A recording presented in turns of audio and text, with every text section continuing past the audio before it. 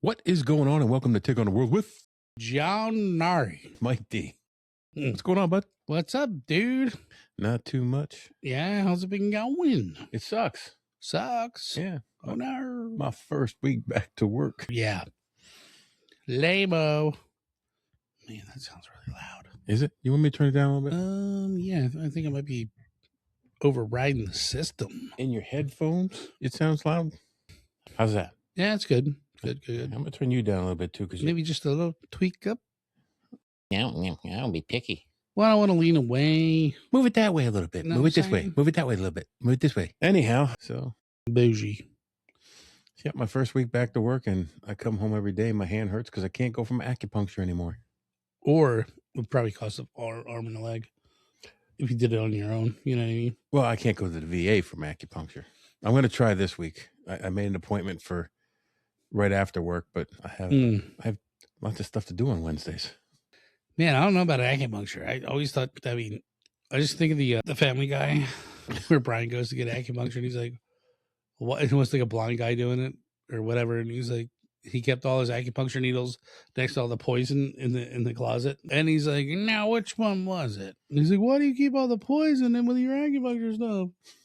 No, it's nothing like that. This is battlefield acupuncture. It's it actually helps because I notice a lot in my knees and my hand and my back when I skip a week. And I skipped a week, and my knees and my hand have been killing me.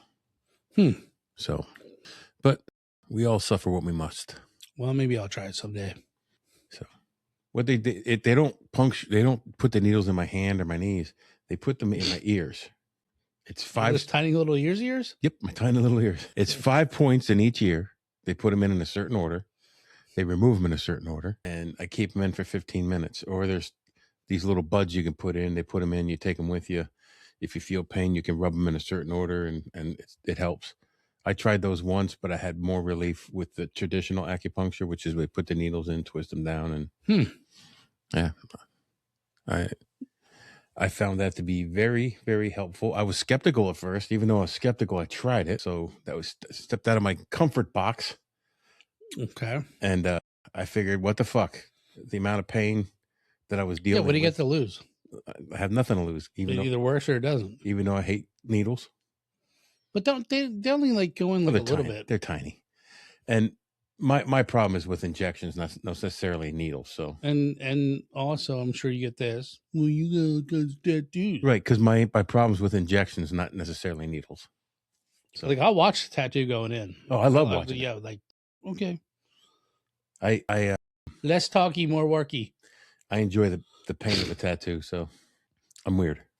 Yeah. But I was just having a conversation with somebody at the jail about and they welcomed me back, and we were talking, and we were. Do you want to relive the dump truck up front? No, we're not talking about the dump truck. We're not talking. Let's just try this one more time. Let's try we're not talking about the motherfucking dump truck. Why is he in the car shaking? We're not talking about the dump truck. We were having a conversation about people who work in corrections. Someplace in their psyche, there's some kind of deviant of some sort. No. Absolutely. Oh, I don't believe that for a minute. Because you have to be comfortable with violence to work in a jail. You have to be comfortable with being uncomfortable. Right. So not just violence, but just even if you're not comfortable with violence, you have to be comfortable with being comfortable with it. I wouldn't say my career has necessarily been violent at all. It was just like, you didn't see any fights? Maybe a couple. You didn't have to break any fights up? Not really. Really? So you're a pussy. A big one. Okay, my bad. I take that statement back. Okay. Hold on. I just think you have to be uncomfortable because I'm around a lot of fucking hardcore people, or just like people that I don't know, like are different than the normal. You know what I mean? Like, I understand what you're saying. Walk of life people, and it can get a little overwhelming at some points. I absolutely understand what you're saying. What I'm talking about is, so I'm now not necessarily now because I've been there for a while, so I know how to hold myself. Right. So you're comfortable with it now. Yeah. There's no discomfort level at all. So at some point, your psyche said, I'm okay with this. Sure. Okay. So I go back to when I started in 1989, when things were much different, when jails were very, very violent, where there were many direct assaults on officers, where there were brutal fights, where I was in situations where I had to defend myself. But And hey, listen, let's not say that wouldn't happen again. right, Like, you don't know. you never know. You never know. And honestly, that's a fear of mine now, because with my hand, I don't. I mean, I could walk. I have to handle it different. I remember, this is kind of stupid, but just like I went in to weld a bunk the one time, and I don't remember what unit was on now, H unit, J unit, whatever the fuck it was. And I was like, yo, I took an Amy and I said, help me carry this welder upstairs. And he kept pushing the welder as we're like halfway down the stairs. I'm like, are you trying to fucking trip me? I was like, if you knock me down these stairs, I will fucking weld your fucking head shut. Or whatever the fuck I said. I don't know what I said to him. But I was like, and now you'd get in trouble for saying that. yeah, I'm like, dude, I'm like, what are you doing? But you can physically feel him like pushing on the welder as I'm halfway up the fucking stairs going down. Right. I hate that shit. But as far as like I've been to like calls, well, that's my kind of MO, not MO, but like, the few I've been to, being a maintenance officer, I was always the last one there because I was working on something. Put your tools away, blah, blah, blah, blah. I lost all my tools running to the call. So there'd be like a trail of tools, like, yo, is this your hat? Is this your whatever? But yeah. And, I've seen guys get tuned up. But anyways, it's the whatever. See, because I've worked on the floor longer than you did. And I've been doing this for a long, long time. And even after I moved out to the position I'm in now, I was still a CO. Like, I mean, you're still a CO, but I was still considered a custody officer. So I was still required to go to calls because I didn't have tools in my hand when I was inside. Yeah. Well, we were told, you're security first. So your tools are set aside and you're secure, you got to run. Right. But it got to the point where if you had tools, you weren't. Right. Or if you have an escort, if you escort, you can't. But if you got tools out, by the time you put your tools away and head, it's done. It's done because everything takes place in a short period of time. 30 seconds. Right. But what I'm saying is, before working in a prison, I had a reputation for fighting. I had a reputation for some anger issues, and I would be the first one to jump into a fight. And I enjoyed it. I enjoyed fighting. Yeah. And so, like, that's my deviancy. Like, if someone punches me, it doesn't really bother me that much because it's like, so I've been hit before. I've been hit by people bigger than you and harder than you. And so, like, that's kind of my comfort level with violence is extremely high, which is probably what led me to professional wrestling and training for a boxing match and all that other stuff. But that was the point of the conversation. You have to have something in you.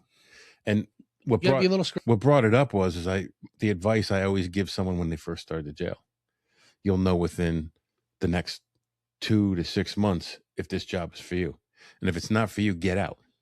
Because if it's not for you, you're putting yourself and other people at risk just for a paycheck. And that's not good because you could end up hurt. Someone else could end up hurt. You can have that on your conscience. And I had at least one person take that advice and then thank me for it later. Yeah. I mean, I guess, yeah. You're right. You're 100% right. So what I'm saying is there something wrong with all of us? No, I think there's just something in you. Little dog in you, likes to fight, likes to scrap. Yeah. I'm the same way. I just haven't been in a, you see me, like, especially if I got a little drink or two in me, I'm not afraid to get hit. I might talk stupid, but no, you definitely don't back down. I know that. No, I kind of enjoy the pain. I like to I don't mind a little smack to the mouth. Early in the days of this show, me and Johnny went nose to nose. Yeah, we did. We were both for snooker. We were both talking stupid and yeah. That was just kind of like, mano y mano, like not wanting to fight each other on the street, but like, No. just the little machismo Yeah, that's between the all. both of us. That's all it was. You're puffing your chest, I'm puffing my little half chest, knowing damn well I would get smothered into the ground. And we both laughed about if it you the next slam day. me down in the ground. We both laughed But about it the next day. I would not, like, I'm a glutton for pain. Anyway, I don't even know why we got on that topic. I have. Oh, because I'm back at the jail, Oh, that's right. Yeah. which sucks. Because So I mean, I don't want to make it sound like I'm some kind of fucking guru, karate guru, or whatever.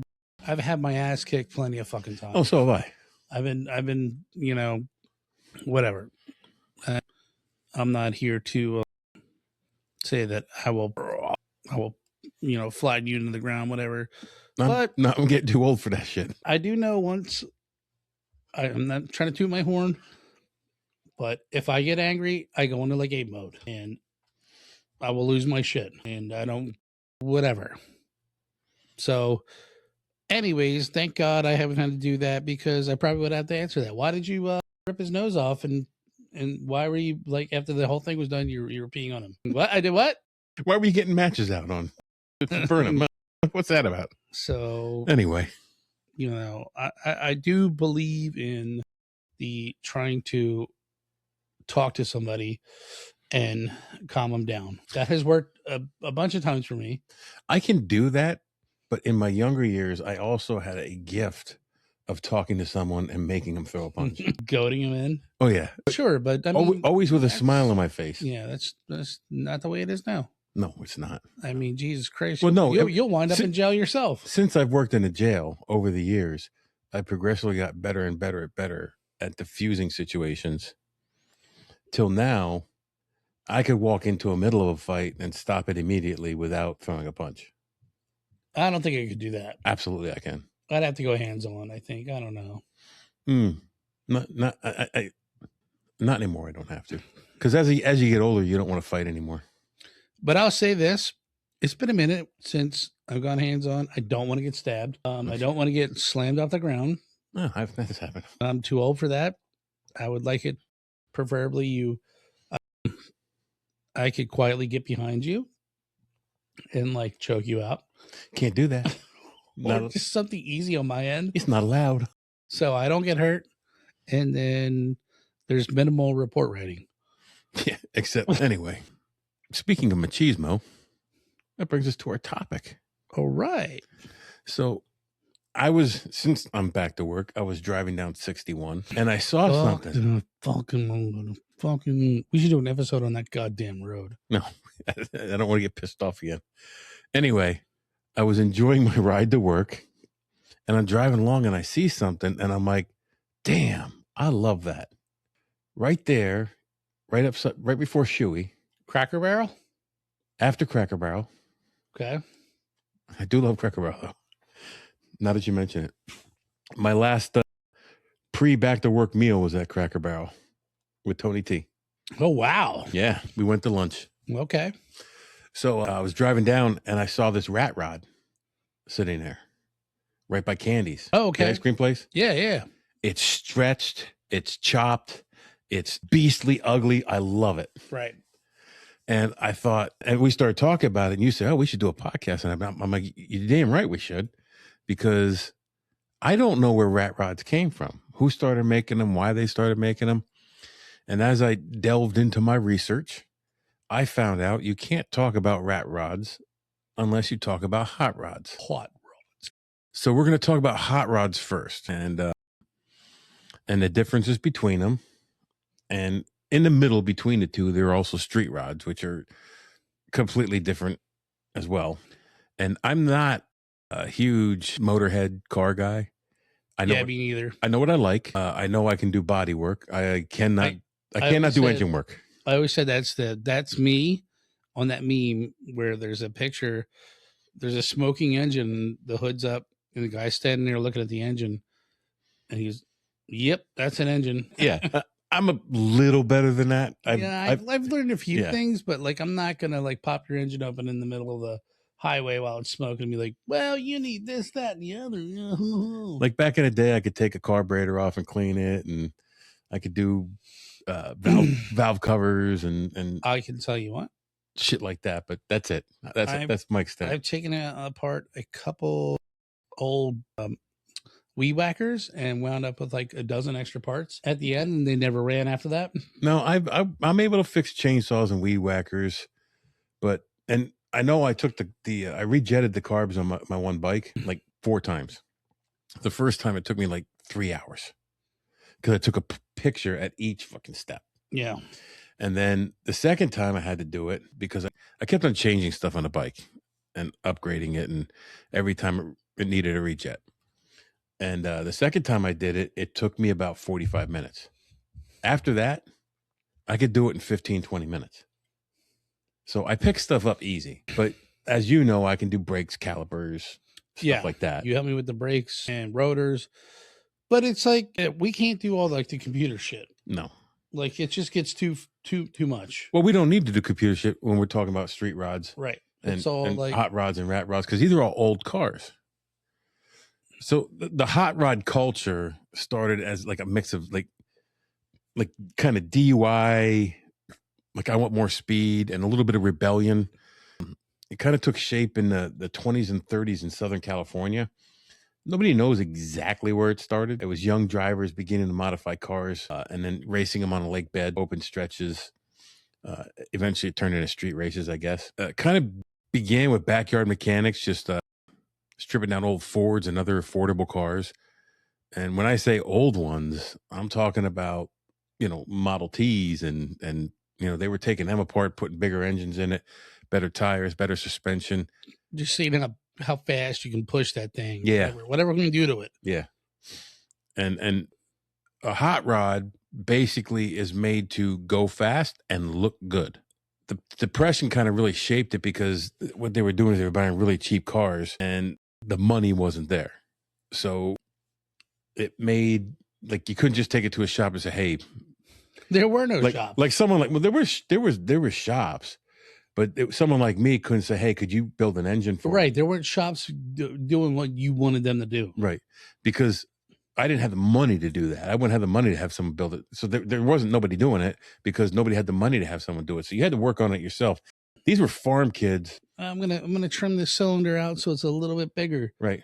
Like whatever. These are farm kids with lathes in their barns and doing all this work. Files and shit. Yeah. And then they went into car clubs and then you had your races. But it really took a boom post-war World War II. And post-World War II, you had the vets coming back and kind of like nobody diagnosed PTSD and all that. They called it shell shock and whatnot. But these guys were coming back and some of them didn't adjust. Just like the guys coming back today. The vets coming back today didn't adjust. And so they needed something to focus on. So some of the vets coming back turned to hot rods. And other vets coming back turned to, what was the other thing to turn to? MC clubs. Motorcycle clubs, which is another episode. Another episode we're going to do coming up because I am in a motorcycle club, the Blue Knights. We do like-minded guys that were kind of misunderstood, didn't have... well, we're not misunderstood. The Blue Knights are we're the good guys. We can't go to Thanksgiving. We go out and we help the community any way we can, and we raise funds for that, and that's what the Blue Knights do, and we do a good job of it. The motorcycle clubs, when they first started, were just like-minded guys getting out and riding together, and people who understood each other, and that's how they started. Same thing with hot rodding. It was guys who understood each other because they were coming after World War II. After they came back from World War II, they couldn't relate to other people, which I can understand. Like, it is what it is. So then you had 1948. You had Hot Rod Magazine help legitimize the hobby and spread it like kind of nationwide. Then it like picked up everywhere. So that was shortly after World War II. So like boom, you had this big boom.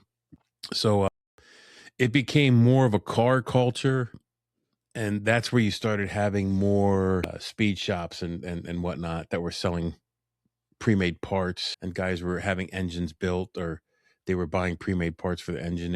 You still had a whole lot of guys building their own stuff because there's hot rod purists out there that will build their own engines, but there's a lot of them that don't have that money. I would love to sit in on that. And that's one thing I always said I wish I would have learned was how to work on cars. So you could say hot rod culture was born when young builders in South California turned to cheap old cars into fast, personal, rebellious machines.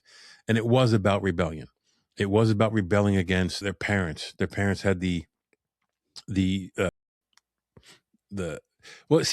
another thing was, and where hot rod culture made a difference in the United States, when car companies made cars, it only came in one color, black.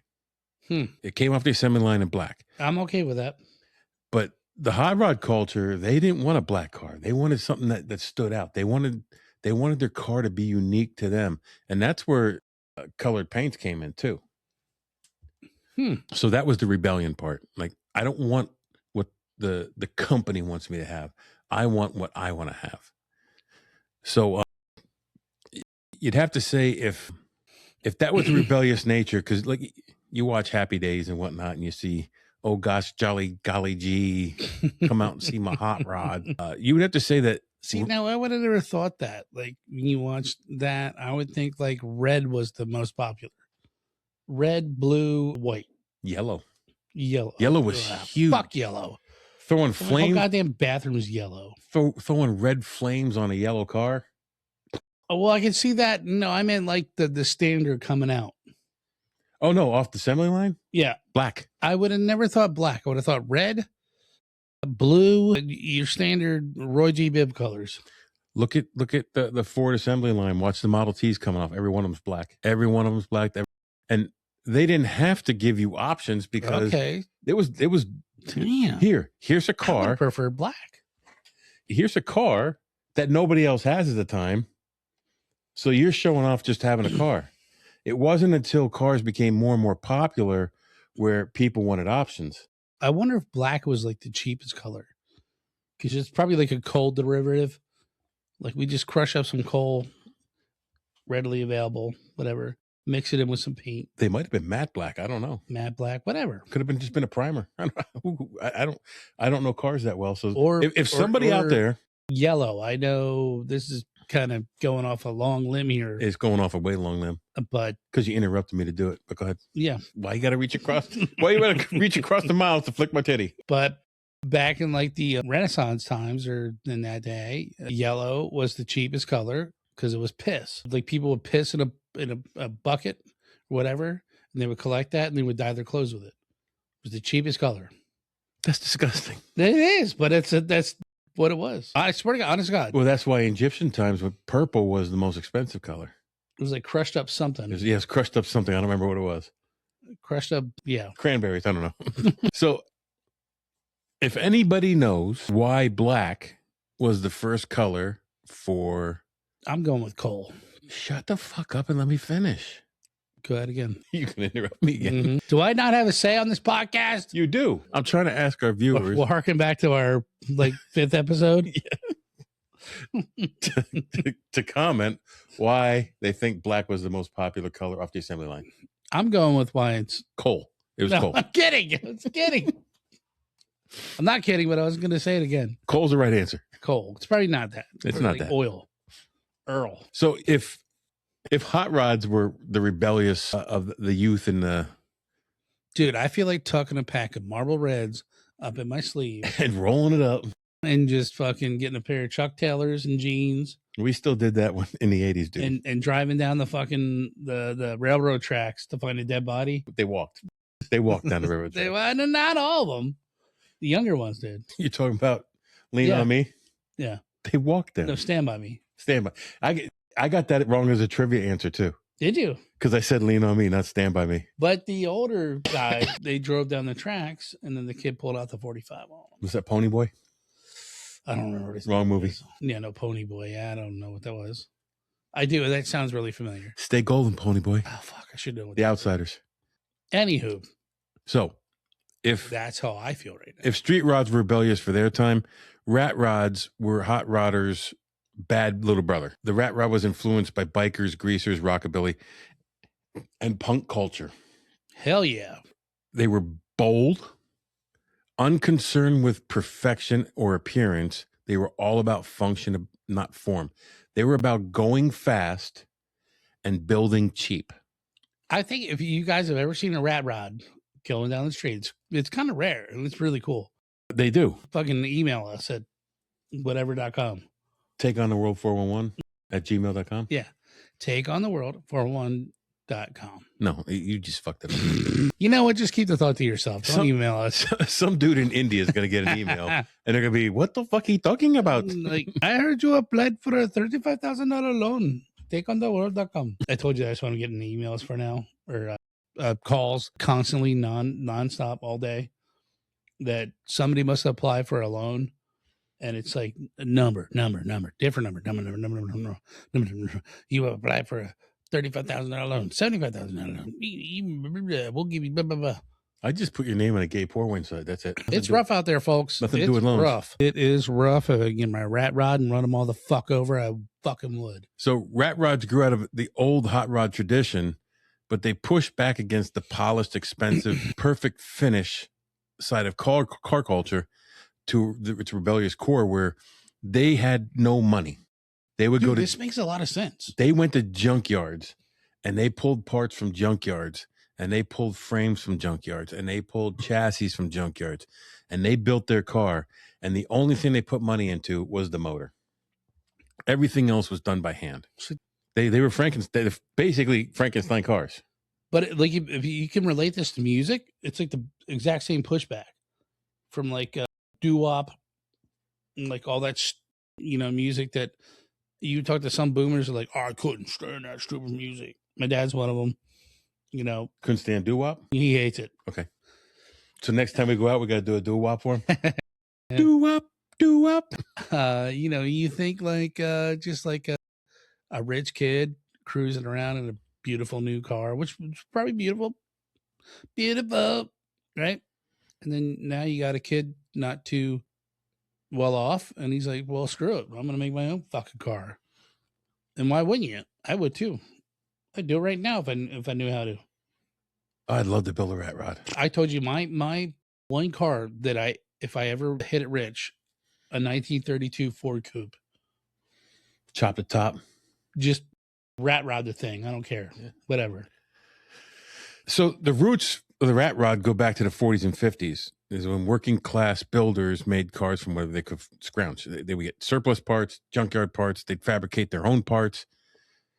And some of the fabrication methods were actually pretty cool.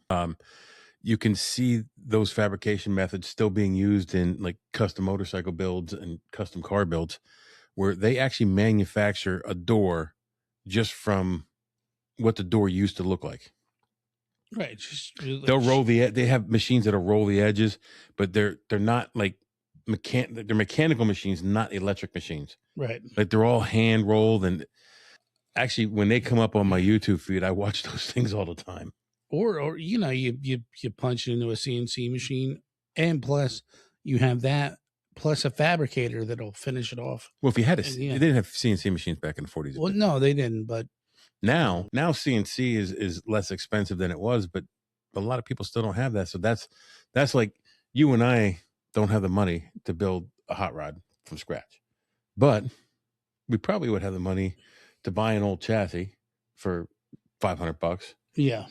Buy an old frame for $500, and the most we'd have to put out was for the motor, which that's where the money's going to be. Right. And that's the most important part. Because you and I are not motor guys. We can't build one from scratch.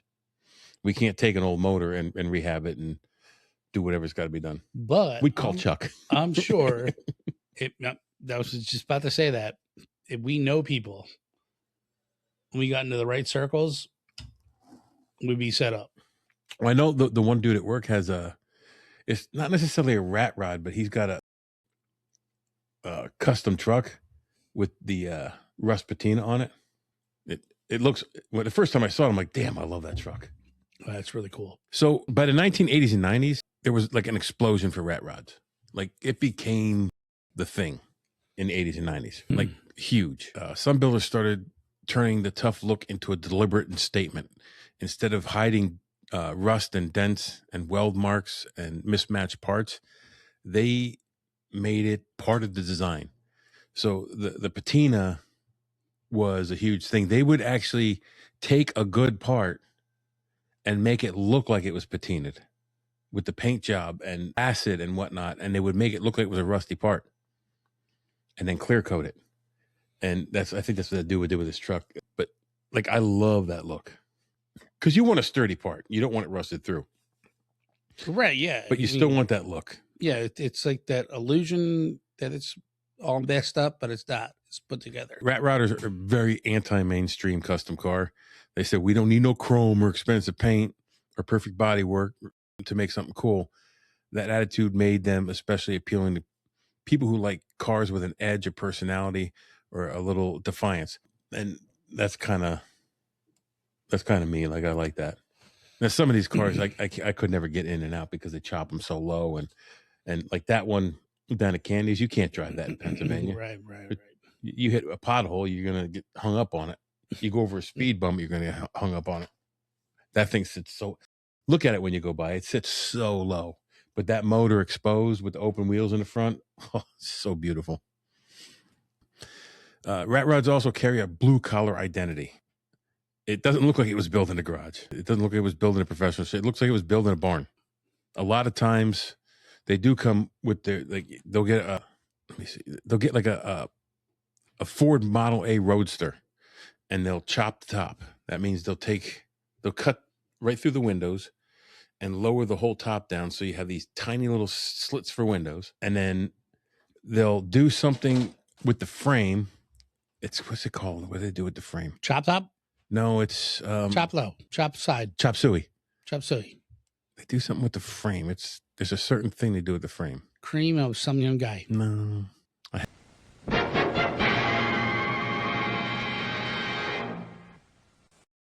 And we're back. I finally found what I was talking about, a channeled frame.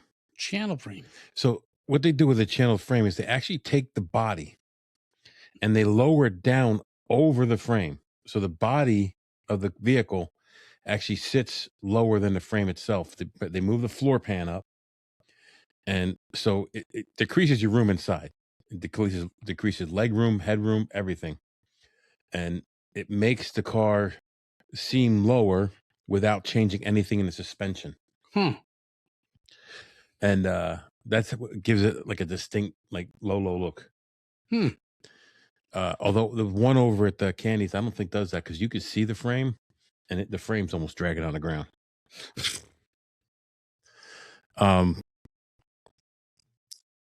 So Rat Rods in the broader custom world of cars revive the idea that the car can be a personal statement, not just a restored collectible.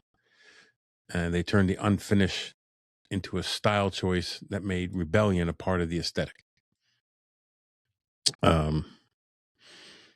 So I asked, so this is where I started asking perplexity questions. I asked, where and who started the rat rod craze, or who the first rat rod. And I said the first rat rod is not definitely known. History is murky, and credit is debated. The most often mentioned is Robert Williams, especially because his 1932 Ford Roadster, but that attribution was not settled fact, so it's disputed by many. The modern rat rod scene began in the late 80s, as I said. It says here, there's another... Give me all kinds of information I didn't need to know. So I also asked that, okay, if you were going to build a rat rod, what are the 10 most common body styles used for rat rods? I said rat rods are usually built from older American bodies. Oh, there it is. Especially pre-1950 cars and trucks because of their shape and styles. Old school parts make them easy to chop, channel, and rough up into a rebellious look. So a Ford Model A coupe, probably one of the most common rat rod formations. A Ford Model A Roadster, an open top Model A body, Ford Model T Roadster, is one of the favorites because the most iconic earlier hot rod bodies works well for its lightweight, minimalist builds.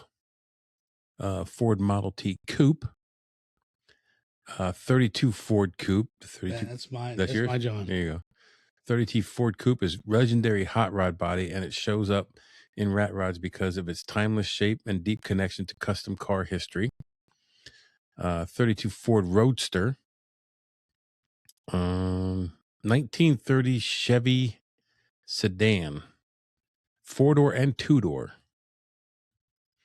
I'm not sure what all these look like. 1930s Ford pickup. I could see that. 1930s Dodge or Plymouth Coupe. Mopar. Oh shit, Mopar goes back that far.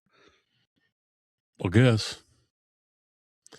1930s and 40s panel truck and sedan delivery. It's like a fucking delivery truck. I have seen A them. milk truck. Yes, I have seen them like that.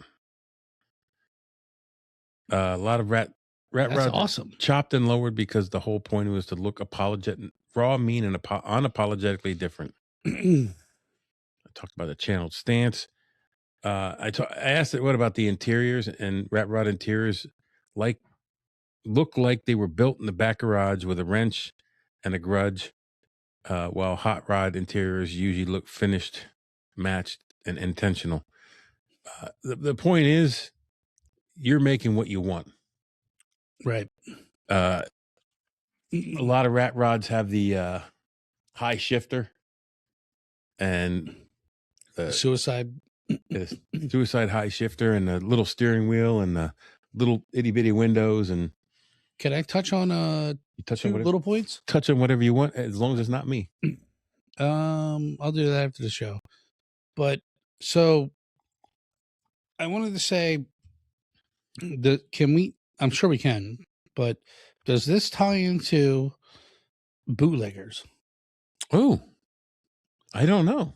Right. So I'm sure they did. If you go back to the beginning of your episode, where they were making hot rods, they weren't necessarily hot rods, I don't think, but they would boost the engine so they could go faster. Right. And Keep talking. I thought that was pretty interesting. And then the other one was here, I pulled it up on my. Do motorcycles fall into this category? Because I have a perfect example of this. And it was 2005 movie, The World's Fastest Indian, which highlights Burt Munro. And it was portrayed by Anthony Hopkins. Anthony Hopkins. Good movie. I just watched it not long ago. It's a really good movie. Really good movie. And, he basically did the same thing. He rodded he didn't make it look like a rat rod, but he pieced together his Indian and the judges picked it apart, like oh, your tires are rotted. And he's like, no, they're good. No. They said those aren't racing tires. He goes, sure they are. I took the tread off them. Right. And they're like, what? You don't have a cap in your gas tank? He's it's a cork sure, plug. it's a cork from a brandy bottle. Right. Yeah. And he held his own, and I think he won the fastest speed or something. Quote me on that, but So your first question, do hot rods tie into bootleggers? And Perplexity says, yes, there is a historical connection. Hot rods and bootleggers are tied together because Prohibition era moonshine runners used modified fast cars to outrun law enforcement. And that that outlaw culture helped inspire later hot rod culture. Right. They kind of soup them up. They gut them so they can fit more booze in the back. Whatever, In a modern sense, the connection is also used to theme in branding and events. For example, the Bowling Green's hot rods have an alternate identity called bootleggers, specifically paying tribute to Kentucky bourbon and bootlegger heritage. So the link is both historical and cultural. Bootleggers helped popularize the idea of souped up high performance cars, and hot rods later became a broader car culture label for that same speed and modification mindset. So they're the predecessor to hot rods. Yes. Holy shit. So the one thing we didn't talk about was street rods. Right. And a street rod basically is the same thing as a hot rod, but with a modern era car. And it's let me just double check. I'm gonna ask Perplexity again. Define street rod. Perplexity. I spelled define very wrong. No, it's not. I was wrong. I got an article. Where's this article? That I didn't save the link. It was an article that said that hey, it might be still here. It showed the difference between hot rod, street rod, and rat rod. And it was from Hot Rod magazine, I think, in 1980 something. See, I would say I don't know what the difference between a hot rod and street rod are, but rat rod, yes. Hang on, I'm going to pull it up right now because it's one of the questions the follow-up questions it gave me. And I'm going to ask it. Define the difference between hot rod, street rod, and rat rod. The answer is below. Street rod, usually pre-1949 classic, updated for modern use. Except this article that I read, which is right here, shows like a 68 Mustang. Okay. Hot rod is typically pre-1949, early post-war, modified for performance. Oh, so the street rod is supposedly for everyday use? Yes, a daily driver. I would I think I would dispute that.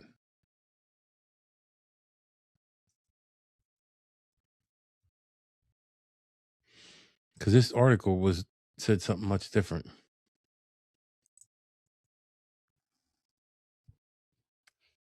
Anyway, so I guess I don't know shit about street rods. So, But look at that rat rod. Look at that one. dude, that's all. It looks like a spider. It looks like a crab. That's a 4-door, but they have diesel towers on it for exhaust. My God. It's an old truck front end for a radiator. They almost kind of remind me of like something out of Mad Max. Yes. Right? Yeah. So I guess the street rod is just like a nice car, like your modern Corvette. Or See, I would not consider this one a rat rod. No? No. But the paint's too nice. Nah. I don't know. I mean, what is it? It's like a custom made whatever. That looks like a bootlegger's car. It's a bootlegger. If it had a hood on it. If it didn't have the fucking blower on top. Yeah, but if it was enclosed, the engine. Anyway, so I learned a little something. I hope you guys did learn a little something too. Go get you that 1932 Ford Coupe. Start fixing her up. I'm going to look up what all these cars are because let me see if I can look up a 1940s panel truck rat rod. Sedan delivery. It's like a milk truck. He best be getting away because he probably has more children in that town than he needs to have. 1940s panel truck.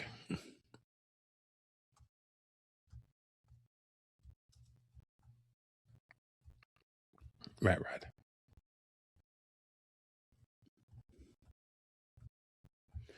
Let's see.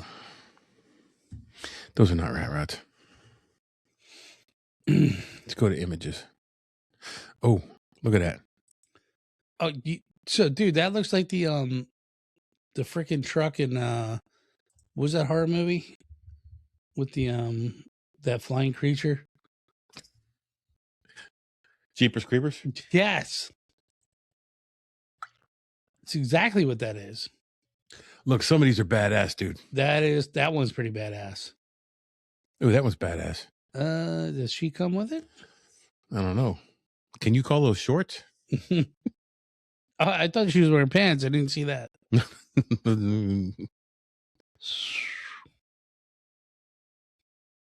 There's a delivery truck with the box cut off it. That's badass. These I like. Yeah, that's awesome, man. Dude, I can look at these pictures all day long. I'll have to pull these down and throw some of these pictures up because, damn. Look at that one.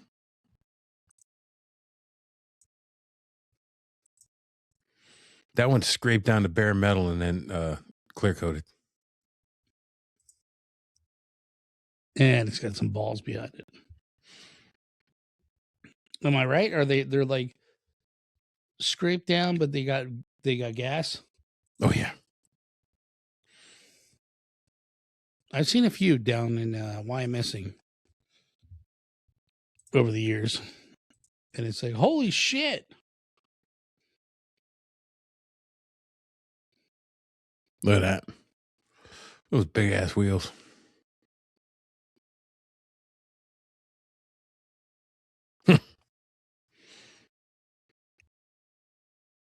Anyway, so we took on a world of rat rods, and I'm sure there's much more to it. Oh my God, yeah. We're just scraping the surface You because could branch out into, like I said, like the bootlegging thing. yeah, Which would be kind of cool. Motorcycles. well, I think we want to cover MCs for an episode because where they started and whatnot and what they become. Well, not only that, I mean, like, there's just not MCs. There's like, the actual motorcycle itself, whatever, what Yeah. I mean? I'm just talking not MC clubs. MCs. Customized motorcycles. Yeah. Well, I know something about that because I've built two and, well, pretty much built two. I augmented two bikes from scratch. I have pictures to prove it. So we took that on. Now you guys go out there and take on the world and do it in a hot rod.